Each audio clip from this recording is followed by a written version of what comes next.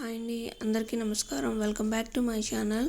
ఎవరైతే ఎక్కువగా నరదృష్టి, నరఘోష, నరపీడ, నకారాత్మక శక్తితో బాధపడుతూ ఉంటారో వాళ్ళ ఇంట్లో తరచుగా గొడవలు జరుగుతూ ఉంటాయి.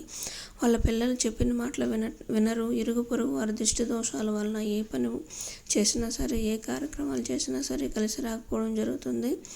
ఆర్థిక ఇబ్బందులతో తరచుగా సతమతమవుతూ ఉంటారు. అటువంటి వారు ఈ నెల 27 ఆదివారము ప్లస్ అమావాస్య ప్లస్ అశ్విని నక్షత్రం కలిసి వచ్చిన రోజు.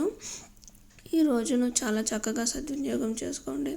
అమావాస్య రోజు మనం చేసే చిన్న చిన్న పరిహారాల వల్ల మన ఇంట్లో ఉండే నరదృష్టి తొలగిపోయి మనకు ఇంటికి చెడు దృష్టి కలగకుండా ఉంటుంది. ఈరోజు పొద్దున్నే లేచి వాటర్లో కళ్ళు ఉప్పు వేసి ఇల్లును మొత్తాన్ని మాప్ చేసుకోవాలి. ఒక బూడిద గుమ్మడికాయను తీసుకొచ్చి దానిలో ఆర్తి కర్పూరం పెట్టి ఇంటికి గుమ్మానికి clock wise anti clock wise దిష్టి తీసి 3 సార్లు గుమ్మడికాయను పగలగొట్టి ఇరు ప్రక్కల పెట్టి గుమ్మడికాయ పైన పసుపు కుంకాన్ని చల్లాలి.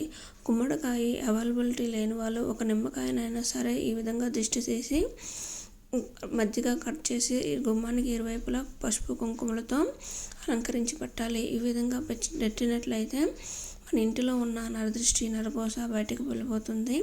ఈ విధంగా 5 లేదా 11 అమావాస్యలు చేసినట్లయితే మనం ఇంట్లో ఉన్న నరదృష్టి మొత్తము బయటకు వెళ్ళిపోతుంది. అంతేకాకుండా అమావాస్య రోజు చేసే లక్ష్మీ పూజ ఎంతో మంచి శుభ ఫలితాలను మనకు ఇస్తుంది. అమావాస్య రోజు సాయంకాలము లక్ష్మీదేవికి ఎర్రని పుష్పాలతో అష్టోత్తరం చేసుకోవాలి.